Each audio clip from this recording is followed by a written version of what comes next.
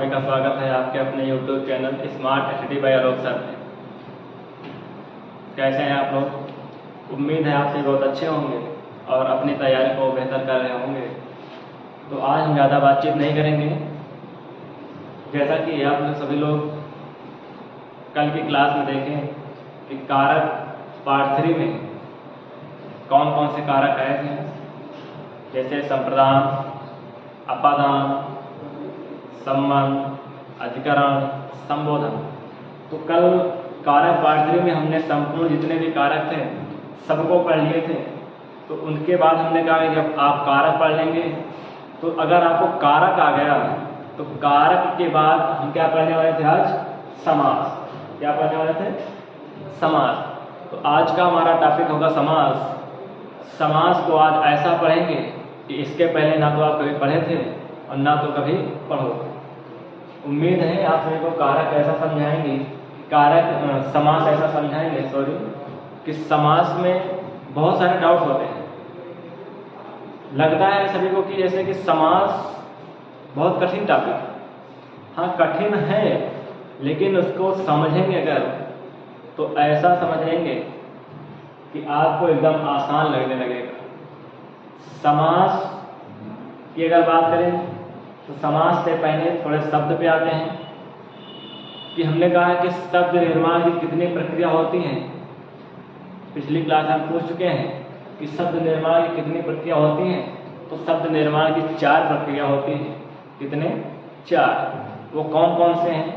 एक है संधि, दूसरा समास, तीसरा उपसर्ग, चौथा प्रत्यय। तो शब्द निर्माण की 4 प्रक्रिया में हम एक प्रक्रिया पढ़ चुके हैं। कौन सा?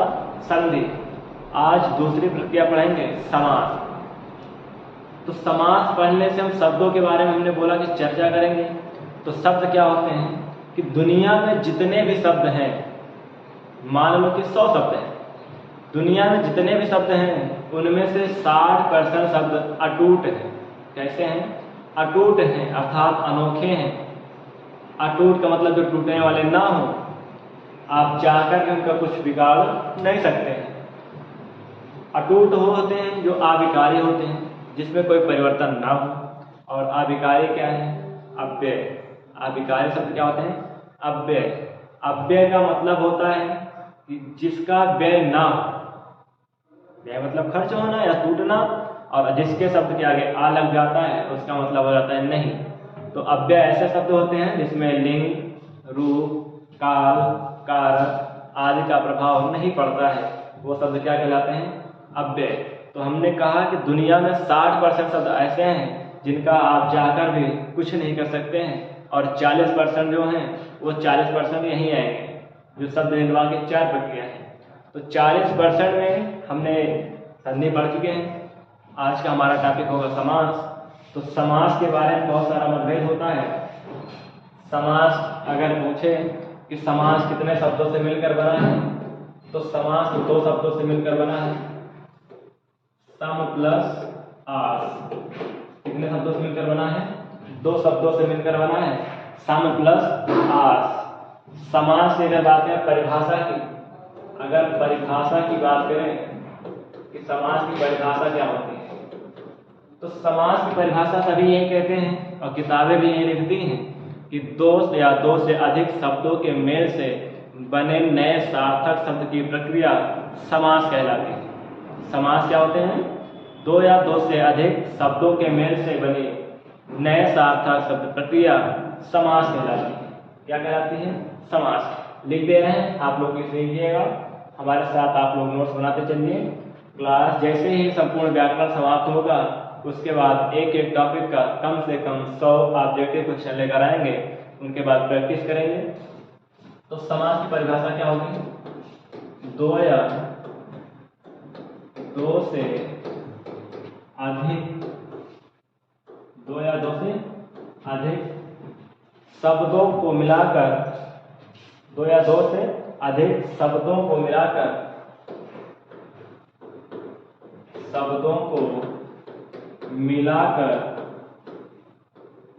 2 या 2 से अधिक शब्दों को मिलाकर नया शब्द बनाने की प्रक्रिया नया शब्द बनाने की प्रक्रिया, बनाने की प्रक्रिया समास कहलाती है। क्या कहलाती है? समास कहलाती है। आप लोगों को समझ में आ रहा होगा कि दो या दो से अधिक शब्दों को मिलाकर या मिलकर, दो या दो से अधिक शब्दों को मिलाकर नया शब्द बनाने की प्रक्रिया समास कहलाती है। तो उम्मीद है आप सभी को केवल इतना ही पता होगा कि दो शब्दों से मिलकर बने नए सार्थक शब्द की प्रक्रिया समास कहलाती है। लेकिन आज हम बताएंगे कि जो परिभाषा लिखती है किताबें कि दो या दो से अधिक, तो दो से अधिक भी शब्द होते हैं क्या? दो से अधिक भी पद मिलते हैं क्या? जी मिलते हैं। हम आपको उदाहरण बताएंगे। आप सभी लोग क्लास के अंत तक बने रहिए। हम बताने वाले हैं कि अभी तक आप पढ़े हैं कि दो शब्दों से मिलकर बने समास की प्रक्रिया, लेकिन जो किताबें लिखती हैं दो या दो से अधिक शब्दों से मिलकर बने नए सार्थक शब्द की प्रक्रिया क्या कहलाती है? समास। तो जैसे देखेंगे कि समास दो शब्दों से मिलकर बना है, सम प्लस आस। अगर बात करें कि समास का अर्थ क्या होता है, समास का अर्थ क्या होता है, तो क्या बता देंगे हम? समास का अर्थ क्या होता है? समास का अर्थ होता है संक्षेपण। क्या होता है? संक्षेपण। समास का अर्थ क्या होता है? संक्षेपण। अगर समास का विलोम की बात करें, समास का विलोम की बात करें कि समास का विलोम क्या होगा, तो आप लोग कहेंगे कि विग्रह। जी नहीं, समास का विलोम क्या होगा? समास का विलोम क्या होगा? व्यास। समास का विलोम क्या होगा? व्यास। अगर पूछे समास का विलोम क्या होगा? व्यास। संधि का विलोम पूछे तो आप सभी बता चुके हैं कि संधि का विलोम क्या होगा, तो संधि का विलोम क्या होगा? विग्रह। क्या होगा? विग्रह। आप सभी को इसमें डाउट देखने को मिलता है कि समास का विलोम विग्रह, संधि का विच्छेद। जी नहीं, समास का विलोम व्यास, संधि का विलोम विग्रह। उम्मीद है आप सभी को समझ में आ गया होगा, क्लियर हो गया होगा कि समास का विलोम क्या होता है। तो आज से आप लोग क्या बताएंगे? व्यास। संधि का विलोम क्या बताएंगे? विग्रह। चलो इतनी बातें हो गई, आगे चलते हैं। समास के अवयव, समास के अवयव अर्थात कि समास के तत्व, चाहे समास के तत्व की बात करें या फिर अवयव की बात करें तो कितने होते हैं? समास से अगर तत्व की बात करें, अवयव की बात करें तो कितने होते हैं? तो आपका जवाब आएगा 4। कितने होते हैं? 4। कौन कौन से?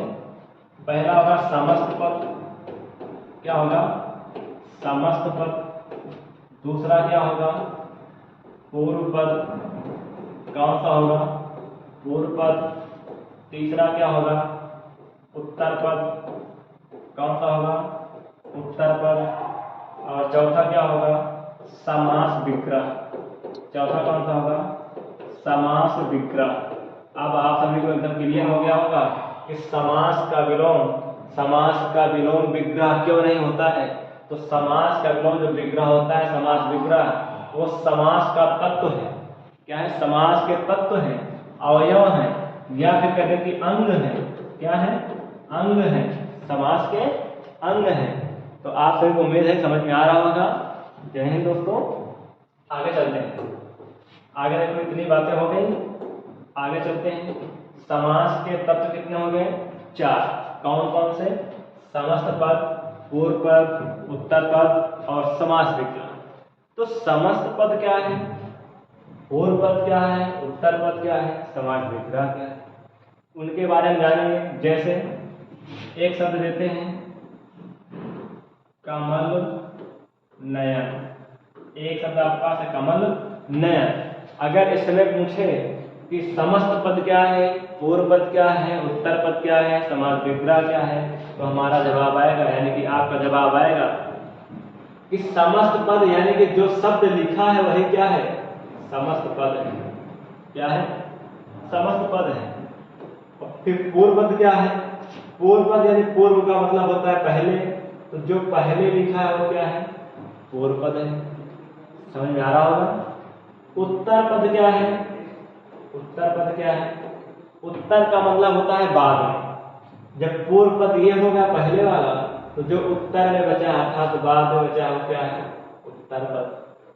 क्या है? उत्तर पद। उसके बाद देखो समास विग्रह क्या होगा? समास विग्रह क्या होगा? तो कह रहा है कि कमल नयन, तो विग्रह क्या होगा? कमल के समान, कमल के समान नयन, कमल के समान नयन, कमल के समान नयन हमने विग्रह कर दिया। ये क्या है? समास विग्रह है। ये क्या है? समास विग्रह है। उम्मीद है आप सभी को चारों अंग, चारों तत्व, चारों अवयव समास के समझ में आ गए होंगे कि समस्त पद क्या होता है? जो संपूर्ण एक शब्द होता है वही क्या होता है? समस्त पद। पूर्व पद क्या होता है? जो पहले होता है। उत्तर का मतलब क्या होता है? बाद में। समास विग्रह का मतलब यानी कि जो शब्द है उसको अलग करना, तोड़ना अर्थात विग्रह कर देना क्या कहलाता है? समास विग्रह। इतनी बात समझ में आ गई? चलो अब कुछ देखते हैं कि समास के प्रकार कितने होते हैं। समास के प्रकार कितने होते हैं? तो अगर समास के प्रकार की बात करें कि समास के प्रकार कितने हैं, तो आप सभी का जवाब आएगा कितना? 6। हाँ, हमें उम्मीद है आप सभी ये बताएंगे समास के प्रकार कितने? 6 प्रकार। समास के प्रकार भी कितने होते हैं? 6। लेकिन आपसे अलग सवाल पूछ रहा है। देखो अभी कैसे बना रहे हैं, संख्या करें। समास के प्रकार कितने हैं? तो आप कहेंगे 6, लेकिन समझो कह रहा है कि परिभाषा के आधार पर। अगला सवाल है कि परिभाषा के आधार पर, परिभाषा के आधार पर समास कितने होते हैं। दूसरा कह रहा है कि प्रधानता के आधार पर, प्रधानता के आधार पर समास के कितने प्रकार होते हैं। तीसरा सवाल, पहला हो गया परिभाषा के आधार पर, दूसरा प्रधानता के आधार पर, तीसरा कह रहा है कि मुख्य रूप से। कैसा? मुख्य रूप से समास कितने प्रकार के? मुख्य रूप से, मुख्य रूप से, मुख्य रूप से समास कितने प्रकार के? कितने प्रकार? तो आपका जवाब तीनों में अलग अलग आने वाला होगा। तो समझेंगे, कह रहा है कि परिभाषा को समास के प्रकार पूछे कितने? 6। अगर मुख्य रूप से पूछे तो 4, मुख्य रूप से पूछे तो 4।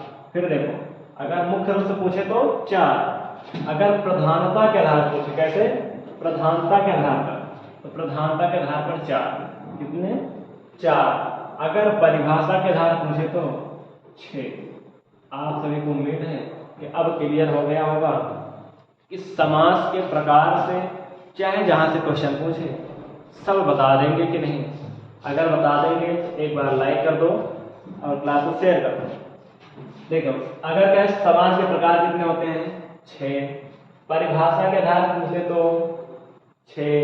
अगर प्रधानता के आधार पर पूछ ले तो 4, मुख्य रूप से पूछ ले तो 4। अब प्रधानता क्या है, परिभाषा के आधार पर क्या है, इनको पढ़ेंगे। प्रधानता के आधार देखो कुल अभी 6 लिखते हैं। समास कितने प्रकार? 6।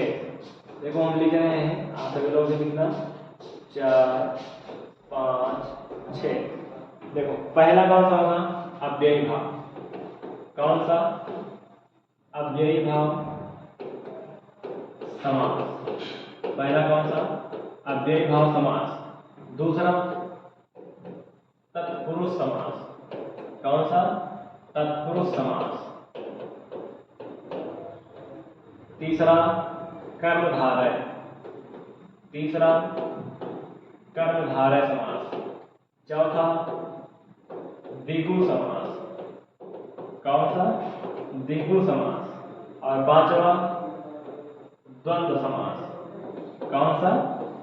द्वंद्व समास। और छठा बहुव्रीहि, बहुव्रीहि समास। कितने प्रकार हो गए? 6। ये तो हो गए सामान्य रूप से समास के कितने प्रकार? 6 प्रकार। देख लिए कौन कौन से हैं। अब इन्हीं को चाहे कह दो कि परिभाषा के आधार पर, क्या कहते हैं, परिभाषा के आधार पर। कितने प्रकार, 6, मुख्य रूप से और प्रधानता के आधार पर। प्रधान वही होता है जो मुखिया होता है, मुख्य होता है, तो इसीलिए दोनों के आधार पर 4 प्रकार। 4 प्रकार कौन कौन से हैं? प्रधानता के आधार पर क्या होता है, तो प्रधानता के आधार पर देखेंगे कि क्या होता है। चलो, तो प्रधानता के आधार पर, किसके आधार पर? प्रधानता के आधार पर समास। प्रधानता के आधार पर समास। तो देखो, पहला होगा, दूसरा होगा, तीसरा होगा और चौथा होगा। हमने 4 बताया, 4 प्रकार। तो 4 प्रकार नोट करो कौन कौन से होते हैं। एक होगा पूर्व पद प्रधान। कौन सा? पूर्व पद प्रधान। दूसरा देखो, पूर्व पद हो गया, अब होगा उत्तर पद प्रधान। कौन सा? उत्तर पद प्रधान। 2 हो गए। तीसरा, दोनों पद प्रधान। दोनों पद प्रधान। और चौथा, दोनों पद अप्रधान। कैसे? दोनों पद अप्रधान अर्थात कहेंगे कि गौण। दोनों पद अप्रधान अर्थात गौण। तो प्रधानता के आधार पर यह मुख्य रूप से कितने? 4। कौन कौन से? पूर्व पद प्रधान, उत्तर पद प्रधान, दोनों पद प्रधान, दोनों पद अप्रधान। अब इनके अंतर्गत कौन कौन सा आएगा, इनको देखेंगे। तो पूर्व पद, उत्तर पद तो जान गए, नहीं जाने हो? आओ, जैसे है कि राजकुमार, एक शब्द है आपके पास राजकुमार। अब पूर्व पद क्या है? राज। उत्तर पद क्या है? कुमार। तो कह रहा है कि जब पूर्व पद प्रधान होगा तो कौन सा होगा? उत्तर पद प्रधान होगा तब कौन सा होगा? दोनों पद प्रधान होंगे तब कौन सा समास होगा? और दोनों पद अप्रधान होंगे तो कौन सा समास होगा? इन्हीं को क्लियर कर लें तो समास हमारा क्लियर हो जाएगा। उम्मीद है आप सभी लोग कारक पढ़ लिए होंगे। अगर कारक पढ़ लिए हैं तो समास में आपको कहीं भी डाउट होने वाला नहीं। चलो, जब पूर्व पद प्रधान होगा, जब पूर्व पद प्रधान होगा तो समास कौन सा होगा? अव्ययी भाव। कौन सा होगा? अव्ययी भाव समास। जब पूर्व पद प्रधान होगा तो कौन सा समास होगा? अव्ययी भाव। जब उत्तर पद समास होगा, उत्तर पद प्रधान होगा तो समास कौन सा होगा? तत्पुरुष समास। कौन सा होगा? तत्पुरुष। लेकिन तत्पुरुष के अंतर्गत 2 और आ जाएंगे। एक होगा कर्मधारय, एक होगा कर्मधारय, दिख रहा है।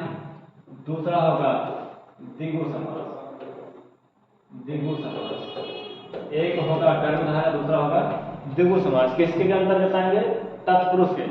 अभी तत्पुरुष के भी भेद होते हैं, उनमें भी अंदर चलेंगे तो क्या होगा, ऐसे पढ़ते चले जाएंगे। जब दोनों पद प्रधान हो तो कौन सा समास होता है? द्वंद्व समास। कौन सा होता है? द्वंद्व समास। उम्मीद है आप सबको समझ में आ रहा होगा। दोनों पद प्रधान, द्वंद्व समास। दोनों पद अप्रधान, कौन सा? बहुव्रीहि। कौन सा?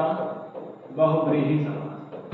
समझो, जब पूर्व पद यानी कि पहला पद प्रधान होगा तो अव्ययी भाव, उत्तर पद यानी कि बाद का पद प्रधान होगा तो तत्पुरुष, तत्पुरुष के अंतर्गत कर्मधारय और द्विगु भी आएंगे। लेकिन किसके अंतर? तत्पुरुष में भी कितने भेद होते हैं उनको भी पढ़ेंगे, उनके अंतर्गत क्या होता है उनको भी पढ़ेंगे। तो उम्मीद है आप सभी लोग वीडियो के अंत तक बने रहें ताकि आपको अच्छे से समझ में आए। अगर यहाँ से कूदकर आप बीच में आएंगे तो यहाँ से उड़ जाएगा सब कुछ, फिर कहोगे सर समास समझ में नहीं आया। एक बार पढ़ लो, दोबारा पढ़ने की जरूरत नहीं है। यहाँ पढ़ने के बाद आप खुद किसी को दूसरे को पढ़ा सकते हो, ये दावा रखते हैं, लेकिन अच्छे ढंग से पढ़ेंगे तभी। चलो, जब दोनों पद प्रधान होंगे तो कौन सा होगा? द्वंद्व। जब दोनों पद अप्रधान होंगे अर्थात गौड़ कहता है कि मुख्य नहीं होंगे, दोनों 2 लोग तो होंगे लेकिन उन दोनों का कोई मतलब नहीं होगा, कोई तीसरा होगा। उन दोनों का कोई मतलब नहीं होगा, कोई तीसरा होगा। तो उम्मीद है कि आप सभी को समझ में आ रहा होगा। अब देखते हैं, ये तो हो गए प्रधानता के आधार पर या मुख्य रूप से। अब एक एक को पढ़ेंगे, इसको पढ़ेंगे, एक एक को पढ़ेंगे। तो सबसे पहले कौन सा आएगा? पूर्व पद प्रधान अर्थात अव्ययी भाव समास। कौन सा? अव्ययी भाव समास। अव्ययी भाव समास देखेंगे। पहला कौन सा है? अव्ययी भाव समास। पहला है अव्ययी भाव समास। कौन सा है? अव्ययी भाव समास। चलो, इसमें क्या होता है? इसमें क्या होगा आप लोग बता सकते हैं कि नहीं बता सकते हैं? अगर बता सकते हैं तो ठीक है, आप लोग लिखिए, थोड़ा सा आगे चलिए। हम भी बता रहे हैं कि इस समास का पूर्व पद प्रधान होता है। इस समास में पूर्व पद प्रधान होता है। क्या होता है? प्रधान होता है तथा उत्तर पद गौण होता है। क्या होता है? गौण होता है। गौण होता है। जब गौण होता है तो आपसे सवाल क्या पूछेगा कि किस समास में पूर्व पद प्रधान होता है? अव्ययी भाव। किस समास का पूर्व पद प्रधान और उत्तर पद गौण होता है? अव्ययी भाव का। उम्मीद है आप सभी को समझ में आ रहा होगा। और देखो, इस समास में देखो, समझना, इस समास में क्या होगा? थोड़ा सोचो। इस समास में पहला पद अव्यय होगा। क्या होगा? पहला पद अव्यय होगा। क्या होगा? अव्यय होगा। अब आपके मन में आ रहा होगा, सर अव्यय क्या है? चलो समझो, अव्यय क्या है। देखो, हम लिख रहे हैं अव्यय। इसको तोड़ो, एक साइड मिला आ, दूसरी साइड व्यय। व्यय का मतलब होता है खर्च होना या टूटना। क्या होता है? खर्च होना या टूटना। और जिस भी शब्द के आगे छोटा आ लग जाता है उसका मतलब क्या होता है? नहीं। अर्थात जो कभी खर्च ना हो, मतलब जिसमें कभी कोई परिवर्तन ना हो, जिसमें कोई कभी बदलाव ना हो, वो क्या होता है? अव्यय होता है। क्या होता है? अव्यय होता है। कैसे? देखो, जैसे बोलते कि यथा, कदा, तथा, यथा, ये शब्द ऐसे शब्द हैं जिसमें कभी भी कोई परिवर्तन आप नहीं कर सकते हैं। अगर आपको कहें कि आप लिंग परिवर्तन कर दो, नहीं होगा। आप रूप परिवर्तन कर दो, नहीं होगा। आप काल परिवर्तन कर दो, नहीं होगा।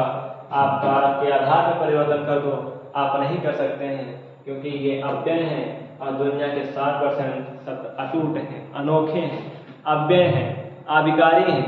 आप चाहकर इनका कोई भी कुछ भी नहीं कर सकते हो। हाँ, कुछ भी नहीं कर सकते हो। तो ये सब क्या है? अव्यय।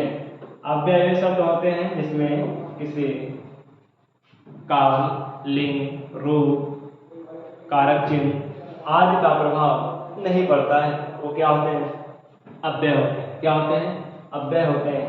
तो किस समास में पहला पद अर्थात जो पूर्व पद अव्यय होता है, तो आपका जवाब आएगा अव्ययी भाव समास। कौन सा आएगा? अव्ययी भाव समास। चलो, इसके बाद देखो, इस समास में इसको हटा देते हैं। इस समास में या इस समास में आगे लिखेंगे और एक पॉइंट। इस समास में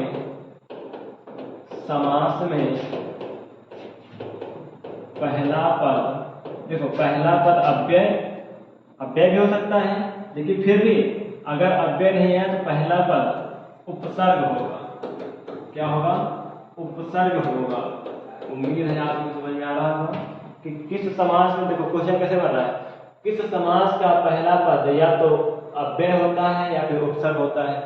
तो आप कहेंगे कि अव्ययी भाव का। यही जवाब आएगा।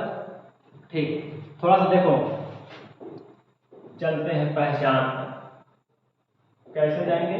पहचान। अब चाहे कहो इसको ट्रिक, चाहे कहे पहचान, बातें की। हाँ, आपके लिए हम ट्रिक लेकर आएंगे, ट्रिक की वीडियो अलग से होगा। देखिए अभी यहाँ हम पूर्ण क्लास कर रहे हैं, संपूर्ण हिंदी व्याकरण की क्लास है, इसमें कोई भी हम छोड़ने वाले नहीं। उम्मीद है आप सभी को समझ में आ रहा होगा। तो पहचान क्या है कि शब्द की शुरुआत में पहचान क्या है कि शब्द की शुरुआत में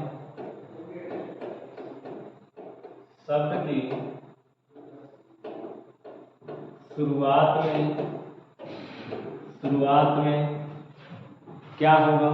भर, निर, प्रति। क्या होगा? भर, निर, प्रति। भर, निर, प्रति।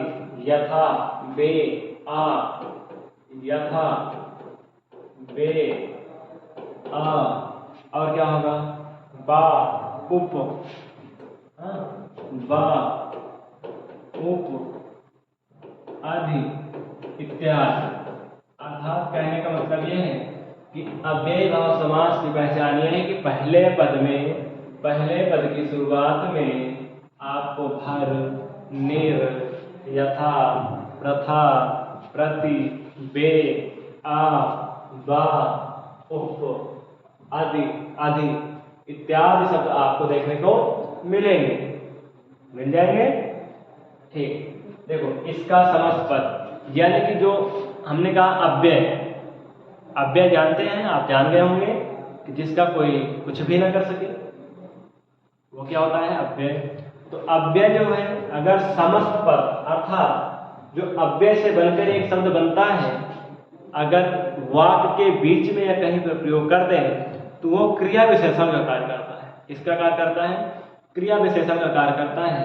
तो आप लोग इसको नोट कर लेंगे कि अव्यय जो शब्द होगा अगर वाक्य के बीच में प्रयोग कर देते हैं तो वो क्रिया विशेषण का कार्य करता है। चलो आगे देखेंगे उदाहरण जैसे है कि आमरण। क्या है? आमरण। आमरण का मतलब क्या है? आमरण में पूर्व पद क्या है, उत्तर पद क्या है, एक बता दे रहे हैं, बाकी को छोड़ लेना। तो पूर्व पद क्या है? आ।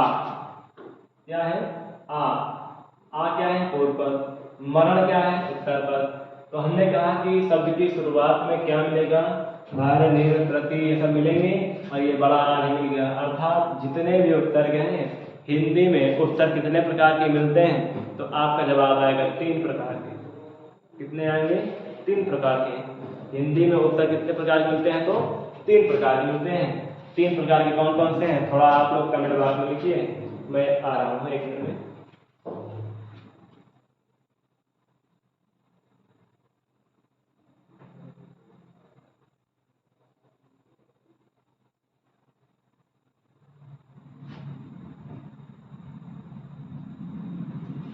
चलो उम्मीद है आप लोग लिख दिए होंगे। देखो हिंदी में उपसर्ग 3 प्रकार के मिलते हैं, एक हिंदी का, दूसरा संस्कृत का और तीसरा जो उर्दू फारसी के होते हैं। 3 प्रकार के उपसर्ग मिलते हैं। जब इसके बाद उपसर्ग पढ़ाएंगे तो बताएंगे संस्कृत के उपसर्ग कितने होते हैं, हिंदी कितने होते हैं और अरबी यानी कि फारसी कितने होते हैं, उनको पढ़ेंगे। तो अभी देखो कह रहा कि आमरण, इसका विच्छेद करेंगे तो क्या होगा? कह रहा कि जीवन के अंत तक, आमरण, मरण का होता है कि मृत्यु। कह रहा कि मृत्यु के अंत तक, विग्रह क्या होगा? मृत्यु के अंत तक। क्या होगा? मृत्यु के अंत तक। कह रहा है कि आमरण, मृत्यु के अंत तक। आमरण में क्या मिला? आ क्या है? उपसर्ग। क्या है? उपसर्ग। और जिस समास में पहले पद उपसर्ग मिल जाए अव्ययी भाव होगा, अव्यय मिल जाए अव्ययी भाव होगा। चलो फिर दूसरा है आजीवन। क्या है? आजीवन। आजीवन क्या कह रहा है? जीवन के अंत तक। विग्रह बता दे रहे हैं, जीवन के अंत तक। क्या होता है? जीवन के अंत तक। अगर कहें प्रतिदिन, अगला है प्रतिदिन। कौन सा है? प्रतिदिन। अब हम आपको 4-5 उदाहरण दे रहे हैं, आप लोग प्रयास करिएगा तोड़ने का। अगर आप लोग प्रयास नहीं कर पाएंगे तो नेक्स्ट वीडियो में हम उसको तोड़ के बता देंगे कि क्या होगा। तो आपके लिए प्रतिदिन कौन सा है? प्रतिदिन है। उसके बाद है अकारण। क्या है? अकारण, लिखते जाना। अकारण। और है यथा सामर्थ्य। क्या है? यथा सामर्थ्य। यथा सामर्थ्य। अनुसार। अनुसार। चलो, इतने आपके उदाहरण हैं, इनको आपको घर से करके आना है, बताना है कमेंट बॉक्स में कि हाँ इन चारों का, प्रतिदिन का, कारण का, यथा सामर्थ्य का, अनुसार का कौन सा समास है, ये हमने बता दिया। बे है।